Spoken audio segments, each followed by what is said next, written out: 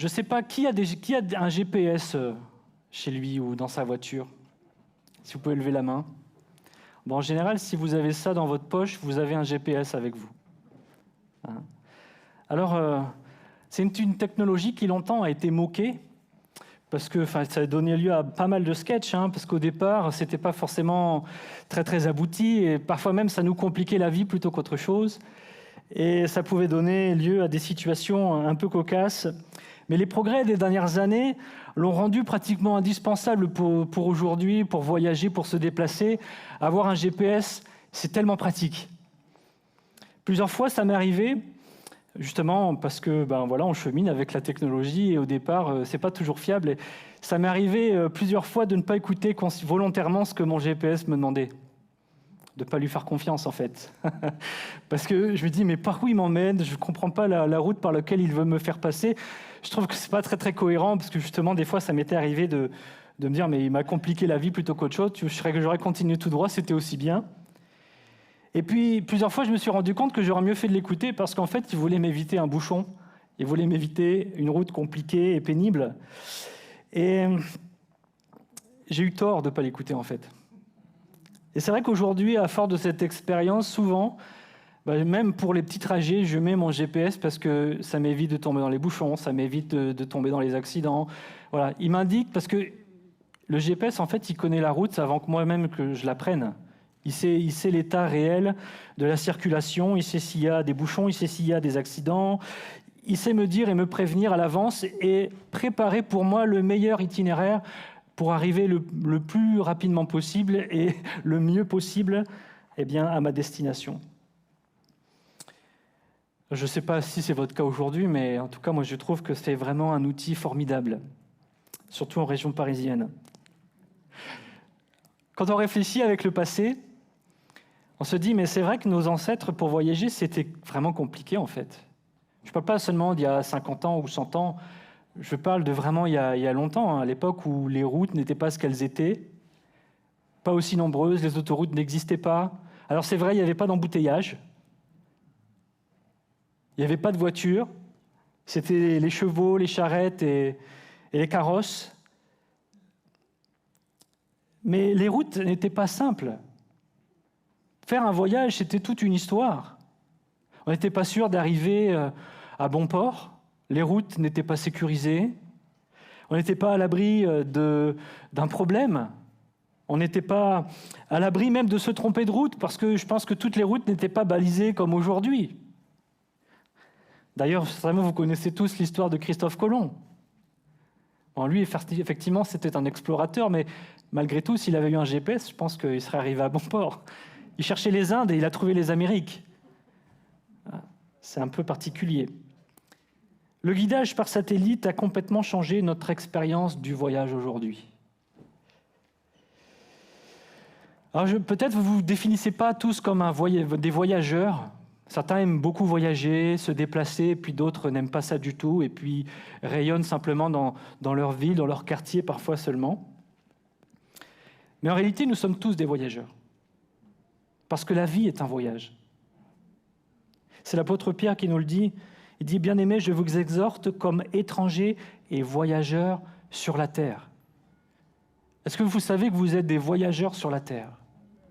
Votre vie est un voyage, un périple. Et si la vie est un voyage, il nous faut prendre certaines considérations en compte.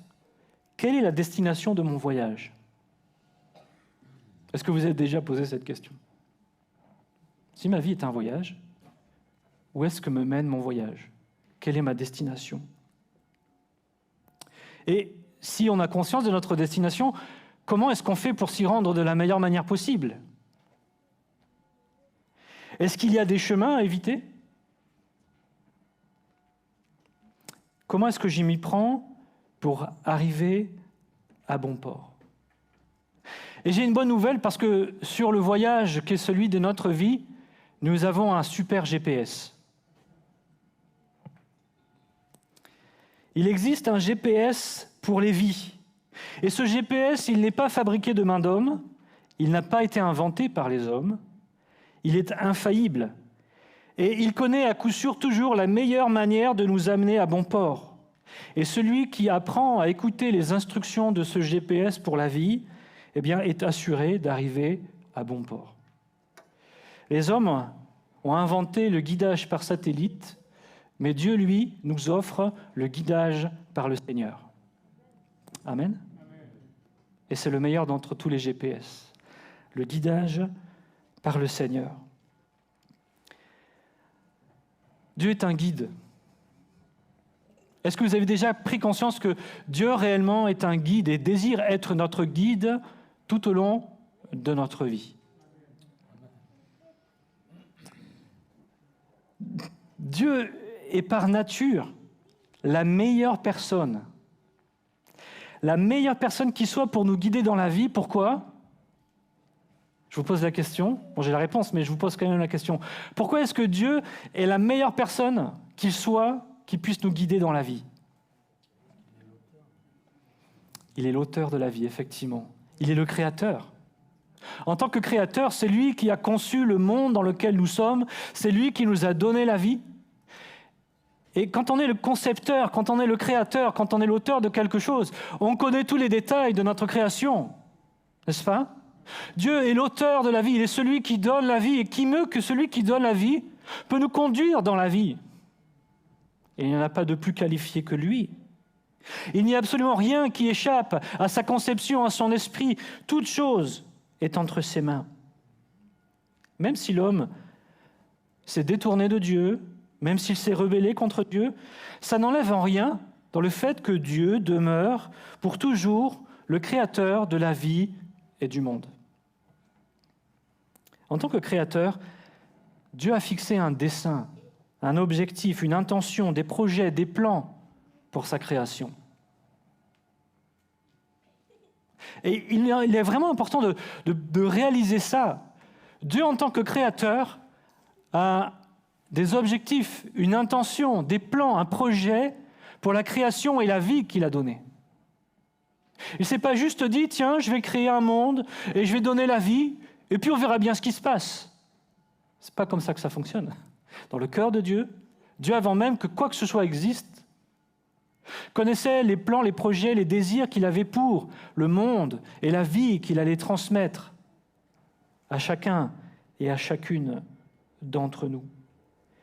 C'est le psaume 33, verset 11, qui nous rappelle cette vérité. « L'Éternel des armées l'a juré en disant « Oui, ce que j'ai décidé arrivera, et ce que j'ai résolu s'accomplira. » Dieu a décidé des choses de toute éternité. Il a fixé des plans, des projets de toute éternité.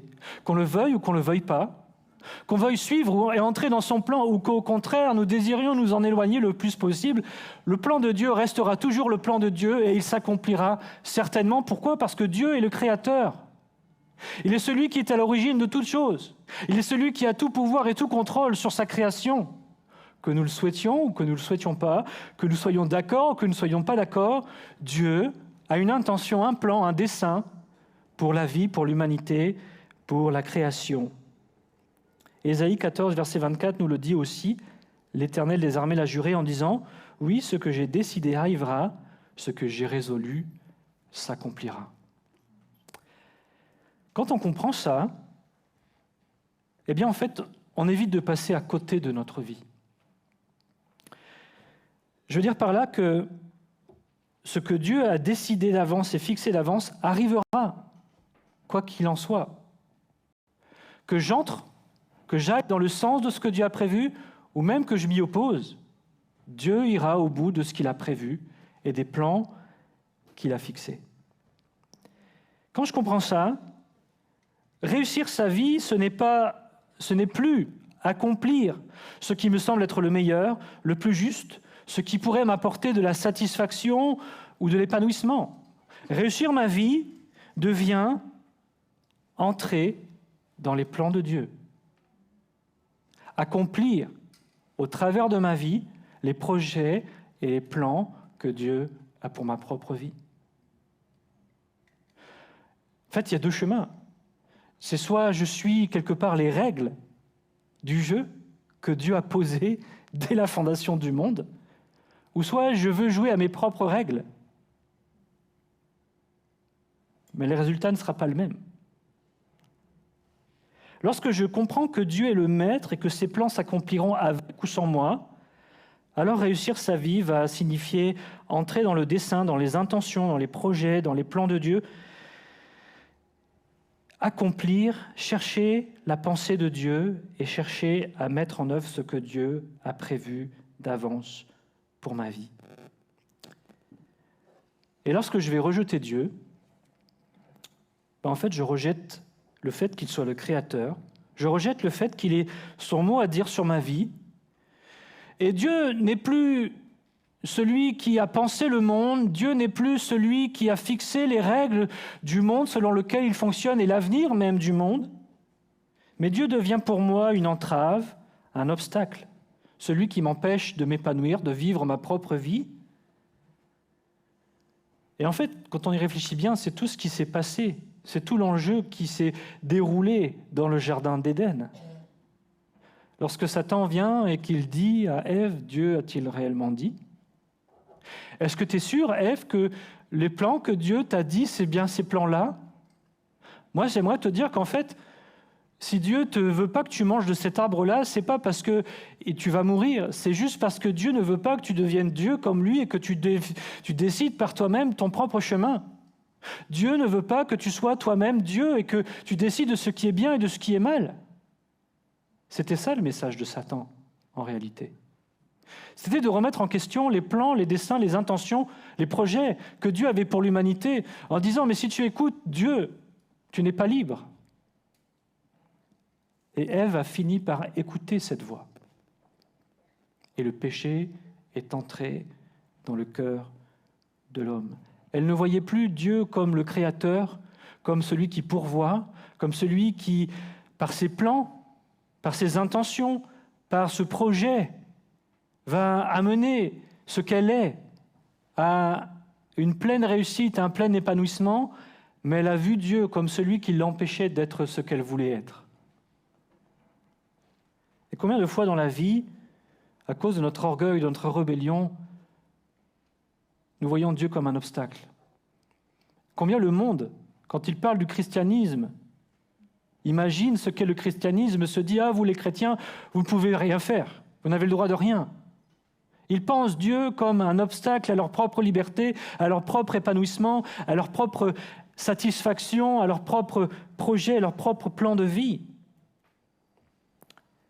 L'orgueil nous empêche de voir Dieu comme le Créateur, comme le guide dans cette vie.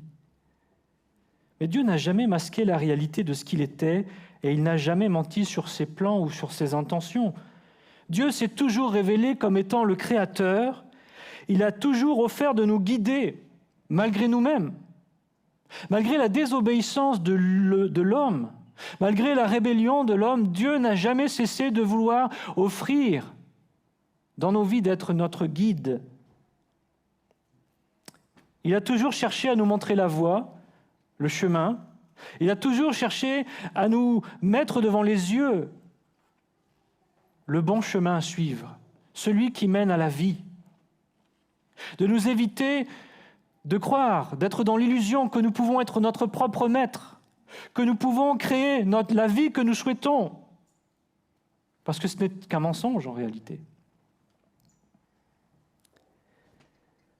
Dans Deutéronome 30, verset 19, Dieu dit « J'en prends aujourd'hui à témoin contre vous le ciel et la terre. J'ai mis devant toi la vie et la mort, la bénédiction et la malédiction.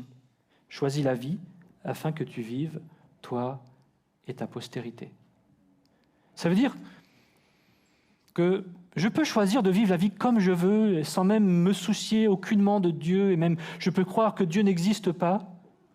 Mais ce que je pense, ce que je veux, ce que je désire n'enlève rien à ce que Dieu a établi et à ce que Dieu fera et à la fin de toute chose. Dieu aura le dernier mot parce que c'est lui le Créateur, que je le veuille ou que je ne le veuille pas. Et Dieu nous met devant cette vérité, devant cette réalité. Il y a devant toi un chemin, celui de la vie ou celui de la mort. Si tu choisis la vie, alors tu seras béni et on sera ensemble. Mais si tu choisis la mort, tu pourras vivre ta vie comme bon te semble et faire ce que tu veux, mais ce chemin, sache-le, il mène à la mort et à la malédiction, parce qu'il mène loin de moi. Ce que Dieu nous dit, en réalité, c'est que ses plans, ses projets, ce qu'il a fixé d'avance, c'est ce qu'il y a de meilleur. Mais j'ai le choix de ne pas le suivre. J'ai le choix de le refuser comme guide dans ma vie. C'est souvent parce que nous n'écoutons pas sa voix et que nous faisons ce qui nous semble bon, en tout cas, que nous nous retrouvons perdus et en danger. Je ne sais pas si vous êtes déjà dans votre vie senti perdu. Ça peut arriver. Des périodes de notre vie où plus rien n'a de sens. On se sent comme perdu. Parfois même en danger, dans des situations de lesquelles on n'arrive pas à s'extraire. Et c'est qu'après coup, parce que Dieu a parlé à nos cœurs et a ouvert nos yeux, qu'on s'est rendu compte que là, c'est à ce moment-là, à ce moment précis, on a fait ce choix-là qui nous a amenés loin du Seigneur. Et toutes les conséquences misérables que cela a produit dans notre vie. Mais Dieu nous le dit, il a des projets qui sont excellents pour nous. Dieu n'a pas établi des plans de misère, des plans de malheur pour nos vies. Il le dit, car je connais les projets que j'ai formés sur vous, dit l'Éternel. Des projets de paix et non de malheur, afin de vous donner un avenir et de l'espérance. Ça, c'est la finalité que Dieu a pour chacun et chacune d'entre nous. Il veut nous donner un avenir et de l'espérance. Un avenir et de l'espérance au-delà même de cette vie ici-bas sur terre. Un avenir, une espérance dans la perspective de Dieu, c'est-à-dire dans une perspective d'éternité. Parce que la vie ici-bas, comme je vous l'ai dit, n'est qu'un voyage, n'est que temporaire. Et ce voyage, un jour, prendra fin. Parce que notre destination, celle que Dieu a prévue pour nous, c'est que nous soyons avec lui pour l'éternité. Mais il nous laisse le choix d'accepter cette destination ou de la rejeter. Mais si nous l'acceptons, sachons que ce que Dieu a prévu, c'est pour notre bien. Amen. Est-ce que vous êtes convaincus que les plans et les projets que Dieu a pour votre vie sont des plans de paix? Amen. Dieu veut nous guider, nous conduire, et il n'a jamais cessé de se révéler tout au long de l'histoire de l'humanité comme ce guide pour nous. David avait compris cela. Vous connaissez tous ce psaume 23. Oui? L'Éternel est mon berger. Je ne manquerai de rien. Il me fait reposer dans de verts pâturages. Il me dirige. Il me dirige près des eaux paisibles. Il restaure mon âme. Il me conduit dans les sentiers de la justice à cause de son nom. Dieu est celui qui dirige. Dieu est celui qui conduit. Dieu est celui qui donne la direction pour nos vies. Et il veut, par ses conseils, par sa présence, par sa vie en nous, nous amener à choisir toujours le bon chemin, le meilleur itinéraire, à écouter sa voix pour que notre vie puisse atteindre son plein potentiel, que les projets qu'il a formés sur nos vies puissent voir le jour et que son nom soit glorifié. Amen. Il désire que nos vies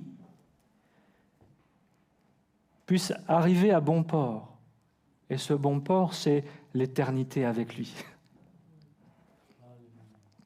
Dieu nous aime tellement. Il désire nous guider, nous accompagner tout au long de notre vie. Dans les bons comme dans les mauvais moments, Dieu veut nous guider. Il veut nous conduire. Jésus est la preuve ultime que Dieu désirait notre guide. Jésus, c'est Dieu parmi nous, incarné pour nous montrer le chemin et ouvrir la voie. Je ne vous ai pas convaincu, là, je vais le redire. Jésus, c'est Dieu parmi nous, incarné pour nous montrer le chemin et ouvrir la voie. Jésus, c'est le guide ultime. Celui qui dit « Je suis le chemin, la vérité et la vie. Nul ne vient au Père que par moi. » Il trace un chemin, il ouvre un chemin et il est le premier à marcher sur ce chemin. Et il dit « Si vous voulez aller au Père, eh bien suivez-moi. » J'ouvre un chemin nouveau pour arriver au but. Nous avons besoin de la direction du Seigneur. Nous avons besoin d'être guidés parce que nous ignorons finalement le chemin. Qu'est-ce qui peut dire de quoi sera fait demain et après-demain? Dans 10 ans, dans 15 ans, dans 20 ans? On ignore tous ce qui va arriver même dans 2 minutes. On peut imaginer, mais on ne sait pas. Et on a besoin de celui qui sait tout à nos côtés. Naturellement, on est loin de Dieu. Naturellement, nos pensées ne sont pas celles du Seigneur. Ses pensées sont tellement plus élevées que les nôtres. Nous ignorons sa volonté, ses plans, et si on n'a pas Dieu dans notre vie, finalement, on passe à côté de notre vie. On peut avoir l'impression de réussir sa vie, d'avoir tout ce qu'il faut, et pour autant, rater sa vie.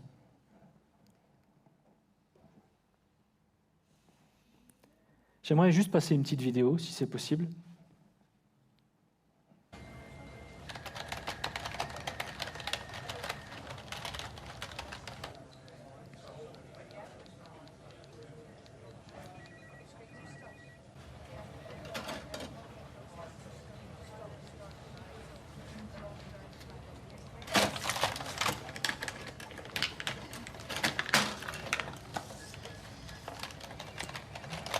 Ouais, c'est bon.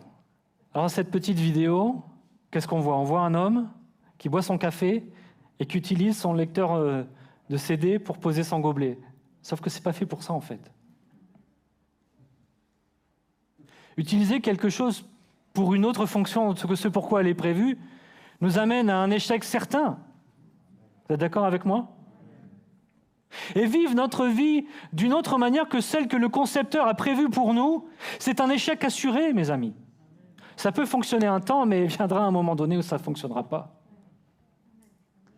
On peut faire les choses telles que nous, on pense qu'elles doivent être faites. Mais le Seigneur nous dit, si tu veux t'épanouir, si tu veux vivre ta vie comme elle doit être vécue, alors écoute-moi, parce que c'est moi qui suis le créateur de la vie. Je vais te guider. Proverbe 14, 12 nous dit « Telle voie paraît droite à un homme, mais son issue, c'est la voie de la mort. » Nous-mêmes, on n'est pas capable de se rendre compte si le chemin sur lequel on marche est un bon chemin ou pas. Parfois, on peut penser que ça y est, on a fait un bon choix, on est dans la bonne direction, et puis en fait, c'est après les expériences dans lesquelles cela nous a amenés qu'on a considéré qu'en réalité, on s'était complètement planté. Parce que notre sagesse n'est pas la sagesse de Dieu. Notre regard n'est pas le regard de Dieu. Et que nous sommes le nez dans le guidon, on n'a pas de recul. Le Seigneur, lui, il a un regard sur toute chose. Il connaît l'avenir, il connaît tout, jusqu'à la fin de toute chose. Il sait exactement comment les choses vont se dérouler et se passer. Et il n'y a pas mieux placé que lui pour nous guider, nous conduire.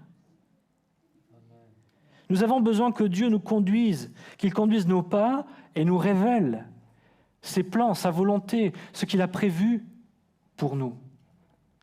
Jérémie 10, 23 dit « Je le sais, ô Éternel, la voie de l'homme n'est pas en son pouvoir. » Prends conscience de ces mots. La voie de l'homme n'est pas en son pouvoir. Même si on a l'illusion d'être dans la gestion de notre chemin, la réalité, c'est que nous n'en avons pas le pouvoir. Ce n'est pas à l'homme, quand il marche, à diriger ses pas. C'est puissant comme parole, n'est-ce pas? On peut décider, croire en tout cas qu'on décide pour nous-mêmes, mais en réalité, si on fait ça, on est un aveugle et on ne sait pas où on va. Le plan de Dieu pour chacun de nous, c'est que justement nous puissions être sauvés, que nous puissions être restaurés dans notre relation avec lui, pour que nous puissions expérimenter l'abondance de la vie, de la connaissance que Dieu veut nous accorder pour que notre vie puisse suivre le chemin, le bon itinéraire, entrer dans les plans, les projets, les intentions que Dieu a pour nous. Christ, je vous l'ai dit, est celui qui est venu tracer le chemin, montrer l'exemple, être le premier à ouvrir la voie. Et Christ lui-même est venu parfaitement accomplir la volonté de Dieu pour sa propre vie. Il n'a rien fait par lui-même. Il s'est entièrement soumis au Père. Vous êtes d'accord avec moi? D'ailleurs, il le proclamera à tant de reprises. Jean 6, 38, « Car je suis descendu du ciel pour faire non ma volonté, mais la volonté de celui qui m'a envoyé. » Jésus lui-même a laissé le Père conduire ses pas, être le guide pour sa propre vie. Il n'a pas décidé par lui-même, mais il a laissé le Père être ce guide parfait pour l'aider à entrer pleinement dans les plans, les projets qu'il avait formés pour lui-même. Jésus, par son exemple, son enseignement, le don de sa vie, nous a montré ce que ça produit, une vie dirigée par Dieu.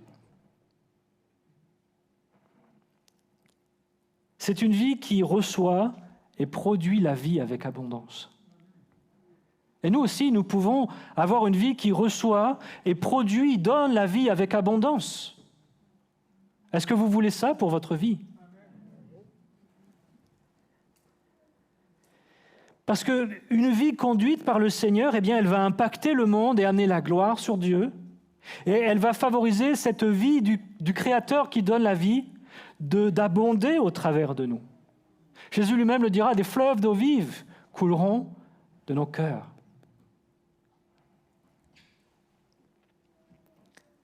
Elle nous amène à vivre dans la réalité de Dieu, mais aussi à d'autres d'entrer dans les réalités de Dieu. C'est parce que d'autres, à un moment donné, ont écouté ce que Dieu avait pour leur vie, sont entrés dans les plans de Dieu pour leur vie, que vous êtes là aujourd'hui, que vous avez entendu l'Évangile et que vous avez donné vous-même votre vie au Seigneur, n'est-ce pas? Amen. M'aligner avec les plans de Dieu permet à Dieu de diffuser sa vie au travers de moi et d'amener la vie à d'autres qui, eux-mêmes, à leur tour, viendront des canaux de vie pour le Seigneur. Il y a tant de bénéfices, vous savez, à suivre la direction de Dieu. On pourrait en citer beaucoup, mais j'en ai cité quelques-uns malgré tout. Déjà, écouter le Seigneur, le laisser être notre guide dans la vie, nous assure la victoire dans les combats. On a tous des combats, on a tous des luttes, n'est-ce pas? Combien de fois on voit dans les Écritures, combien ceux qui ont été à l'écoute du Seigneur ont reçu du Seigneur la bonne stratégie pour vaincre l'ennemi qui était là devant eux. La bonne stratégie pour conquérir une ville, la bonne stratégie pour obtenir la victoire. Dans 2 Samuel 5, 22, c'est David qui va chercher Dieu, qui veut que Dieu soit à chaque instant son guide. Et il est dit, au verset 22 du chapitre 5, donc, « Les Philistins montèrent de nouveau et se déployèrent dans la ville des Réphaïm. David consulta l'Éternel. Et l'Éternel dit, « Tu ne monteras pas, tourne-les par derrière, et tu arriveras sur eux vis-à-vis des mûriers. Quand tu entendras un bruit de pas dans les cimes des mûriers, alors hâte-toi, car c'est l'Éternel qui marche devant toi pour battre l'armée des Philistins. » David fit ce que l'Éternel lui avait ordonné. Vous savez, il ne suffit pas d'entendre ce que le GPS, le guidage par le Seigneur nous dit. Il faut encore le mettre en œuvre, n'est-ce pas?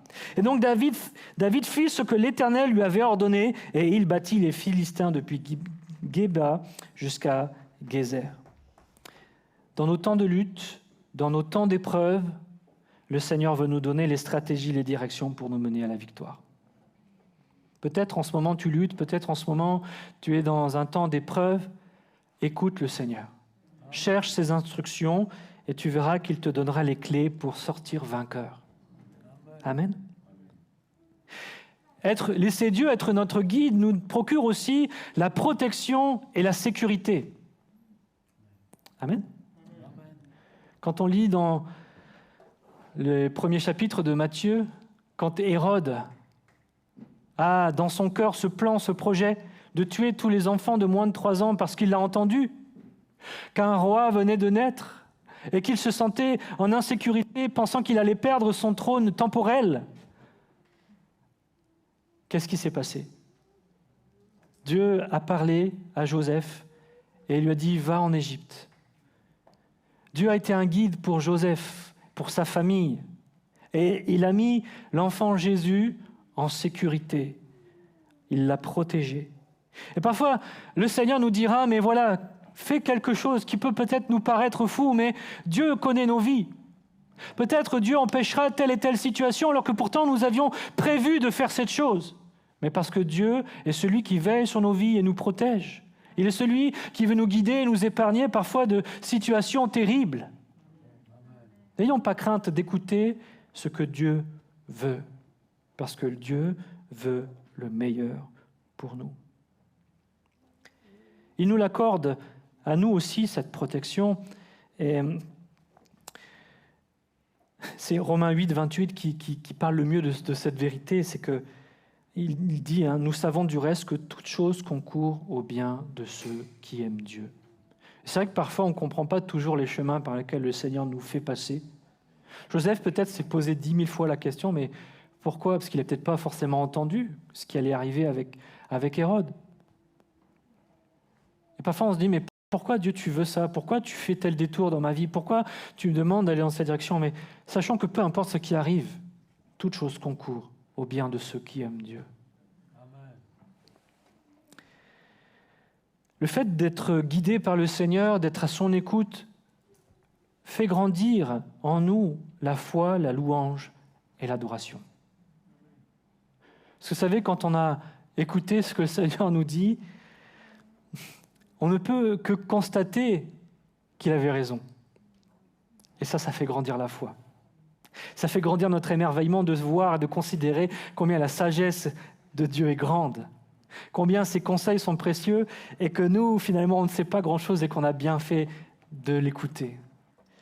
David et bien d'autres, combien de psaumes expriment la grandeur de Dieu, justement, sa fidélité dans l'épreuve.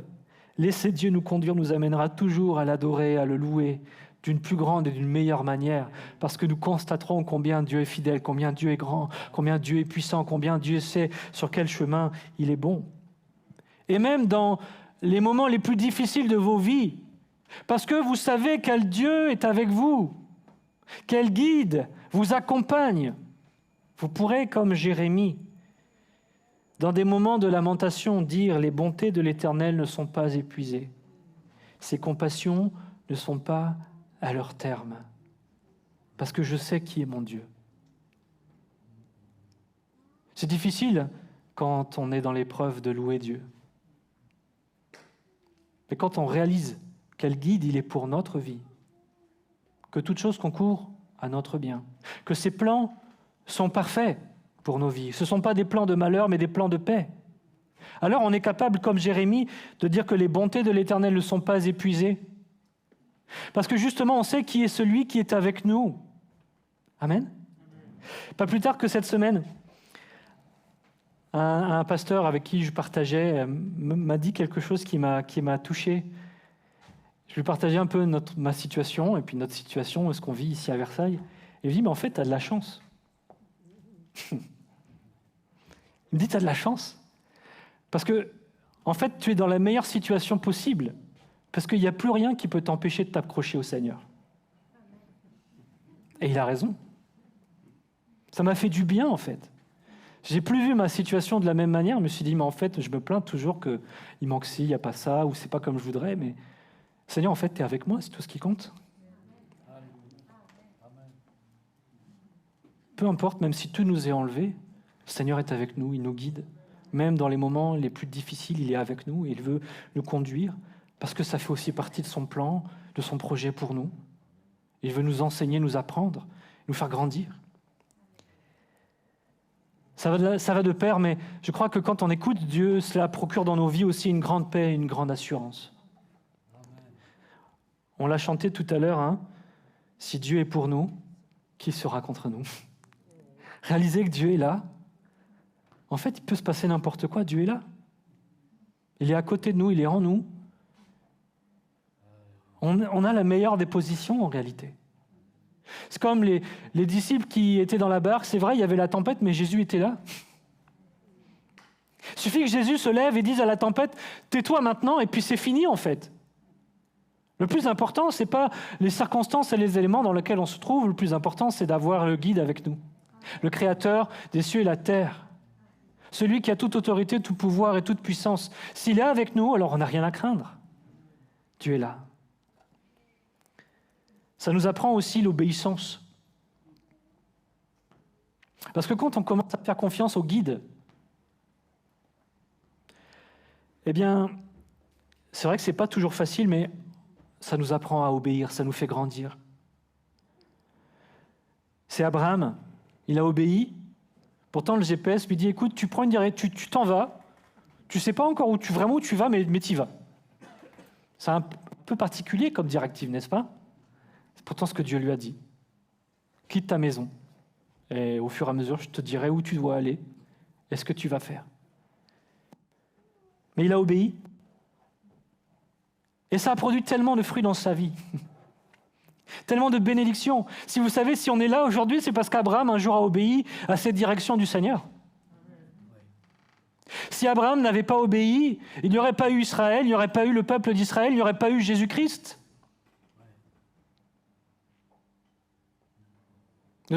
Ne minimisons pas les fruits de notre obéissance, de notre écoute du guide, parce que notre vie, notre obéissance peut porter des fruits bien au-delà de ce que nous pouvons penser et imaginer.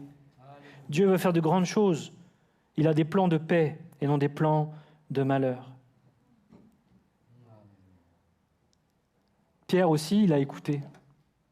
Il a pu expérimenter le miraculeux parce qu'il a obéi à la parole de Jésus. Il est sorti de la barque. Il a écouté la voix du guide. Viens. Jésus lui a juste dit viens. Et il a marché sur les eaux. Et puis, dernier avantage que je note, c'est que suivre le guide, écouter Dieu, le laisser conduire notre vie, nous permet de transmettre la vie et le flambeau. C'est parce que Jésus a écouté les instructions de son Père que 12 hommes ont pu accomplir des choses incroyables. Vous êtes d'accord avec moi? Jésus, il n'a pas choisi au hasard les hommes qu'il a choisis. C'est Dieu, le Père, qui le lui a révélé. C'est parce que Ananias a écouté le Seigneur que Paul a pu devenir un apôtre au service du Seigneur. C'est parce que Philippe a écouté le Seigneur que l'eunuque a pu saisir l'amour que Dieu avait pour lui. C'est parce que Élie a écouté le Seigneur qu'un nouveau prophète du nom d'Élisée a pu se lever et que le peuple d'Israël a pu être béni. Nous ne mesurons pas combien notre obéissance à la direction du Seigneur peut engendrer la vie au-delà de nous-mêmes, semer la bénédiction même pour les générations à venir. C'est puissant de réaliser ça.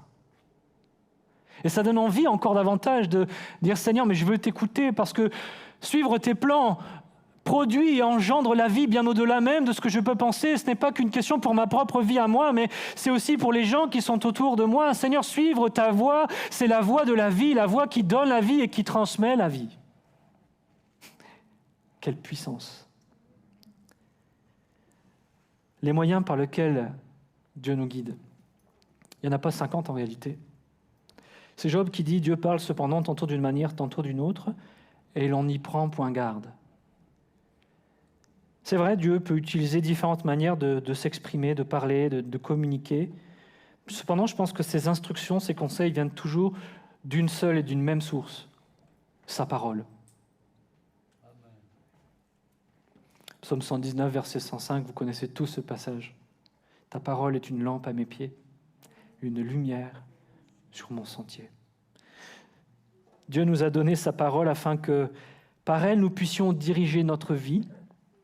Elle éclaire nos pieds pour que nous sachions où poser le pied, pour éviter les pièges, pour éviter, comme moi, de se tordre la cheville et de mal prendre son trottoir. Vous voyez ce que je veux dire? Il éclaire notre chemin, il éclaire nos pieds pour que nous puissions marcher avec assurance et savoir exactement où poser les pieds. Mais c'est aussi une lumière qui éclaire notre sentier suffisamment loin, pas toute la route, mais suffisamment loin pour pouvoir nous diriger aussi. Amen. Faire les bons choix de direction. Psaume 43, verset 3 nous dit « Envoie ta lumière et ta fidélité, qu'elle me guide, qu'elle me conduise à ta montagne sainte et à tes demeures. » Le Saint-Esprit, il va nous permettre de comprendre et de saisir ce que nous enseigne et nous communique la parole de Dieu. Les deux fonctionneront toujours de pair. La parole de Dieu nous est donnée mais le Saint-Esprit nous la révèle. Amen. Et c'est par la puissance du Saint-Esprit, l'accompagnement du Saint-Esprit, que cette parole, justement, s'éclaire. Elle éclaire nos pas, elle éclaire notre sentier, et elle nous permet de marcher selon les instructions du Seigneur. Jésus nous le dira dans l'évangile de Jean, chapitre 16, verset 13, « Quand le Consolateur sera venu, l'Esprit de vérité, il vous conduira dans la vérité, dans toute la vérité. Car il ne parlera pas de lui-même, mais il dira tout ce qu'il aura entendu, et il vous annoncera les choses à venir. » Amen. Lorsque Dieu parle par ses serviteurs, lorsque Dieu parle par un don spirituel, lorsque Dieu parle d'une manière ou d'une autre, c'est toujours par l'impulsion du Saint-Esprit fondée sur la parole. Vous retrouverez toujours ça. Et si ce n'est pas fondé sur la parole et par l'impulsion du Saint-Esprit, ça ne vaut peut-être pas la peine d'écouter. C'est pour ça d'ailleurs que vis-à-vis du don de prophétie ou de bien d'autres dons, le Seigneur nous demande de prendre du recul, d'écouter, de considérer les choses. Parce que les faux prophètes, ça existe. Les faux enseignants, ça existe. On peut tordre aussi le sens des Écritures. Il faut que le Saint-Esprit soit celui qui nous conduise dans la vérité et dans toute la vérité. Vous noterez ici que les moyens par lesquels Dieu nous guide, je n'ai pas parlé des circonstances. Et je n'ai pas parlé des circonstances parce que les circonstances peuvent être interprétées comme on veut en fait. L'un va voir un signe favorable, l'autre va voir un signe défavorable, et derrière les circonstances, on peut mettre tout ce qu'on veut en fait. Quand elles sont favorables, on y voit la main de Dieu, puis quand elles ne nous plaisent pas, les circonstances, on y voit une opposition ou bien un stop du Seigneur. Les circonstances font appel à notre jugement imparfait et non à notre foi. Et la foi, elle nous amène à voir au-delà des apparences, n'est-ce pas ? À voir au-delà des circonstances, à voir au-delà de ce que nos yeux voient. Et quand bien même une circonstance pourrait être défavorable, ça ne veut pas dire que le Seigneur n'est pas dans l'affaire et que le Seigneur ne va pas changer les circonstances. Parce qu'en réalité, le Seigneur est maître des circonstances et des temps. Daniel 2, 21 nous dit « C'est lui qui change les temps et les circonstances, qui renverse et qui établit les rois, qui donne la sagesse aux sages et la science à ceux qui ont de l'intelligence. » Les circonstances ne sont pas suffisamment sûres pour être un moyen par lequel Dieu nous guide. Mais Dieu veut nous guider au-delà des circonstances, au-delà des apparences, par sa parole et par la puissance de son esprit. J'en arrive à la fin. Quelles sont les conditions pour que ce guidage par le Seigneur dans nos vies fonctionne ? On peut avoir le meilleur GPS au monde, mais si on n'écoute pas les instructions, en fait, ça ne change rien. Vous êtes d'accord avec moi ? Mon GPS a beau me dire quelle est la meilleure route à prendre, si je ne fais qu'à ma tête et que je continue toujours tout droit alors qu'il me dit de prendre à droite, mon GPS, il ne sert à rien. Le Seigneur, il ne mettra jamais les mains sur les volants de notre vie. Il sera toujours à cette place de copilote.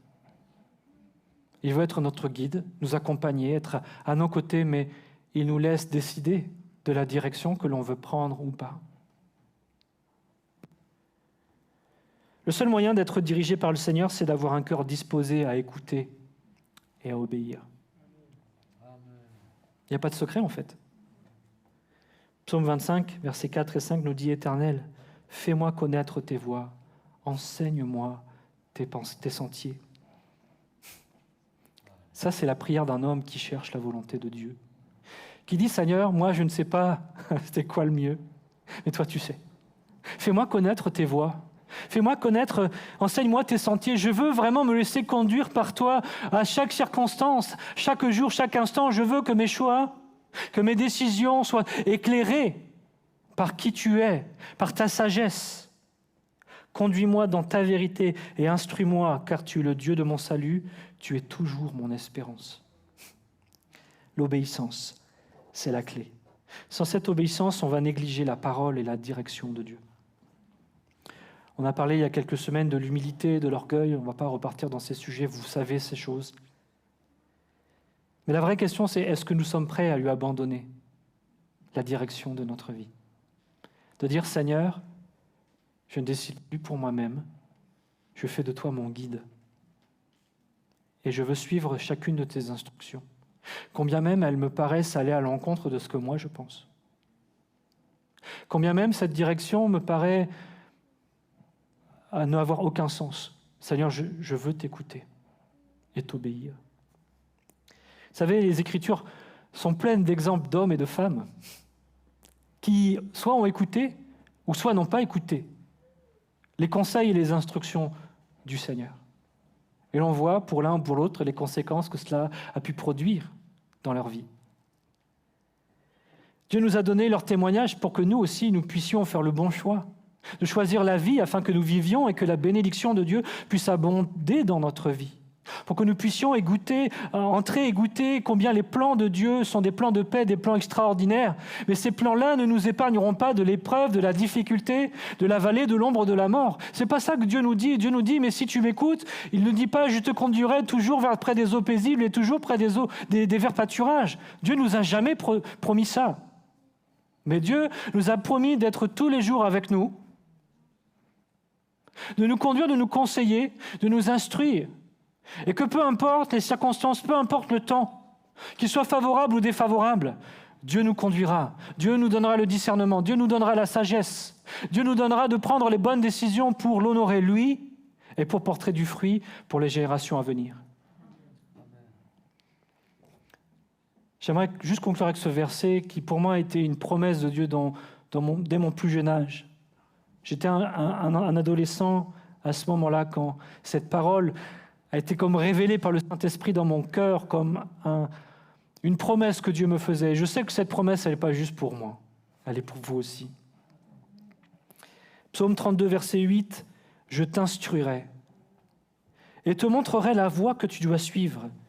Je te conseillerai, j'aurai le regard sur toi. » Dieu veut ça pour nous.